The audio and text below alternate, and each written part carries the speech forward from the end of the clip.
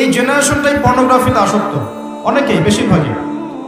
এমন মানুষ খুব কম পাওয়া যাবে যার ফোনের মধ্যে এইসব পর্ন ভিডিও নাই, বা যে দেখেনি কোনোদিন।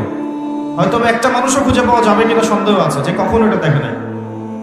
তো এর ফলশ্রুতিতে গোপন পাপ বেড়েছে। আমরা এক সময় বীর্য ছিলাম, কি ছিলাম?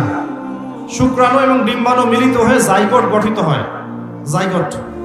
ওই সময় আমাদের মধ্যে কোনো রূহ বা প্রাণ ছিল না। আল্লাহ পাক তখন আমাকে দেখেছেন, দেখেন নাই? আল্লাহ পাক তখন আপনাকে ভালোবেসেছেন, আপনার সাথে ছিলেন। আল্লাহ আপনাকে তখন মহব্বত করেছেন।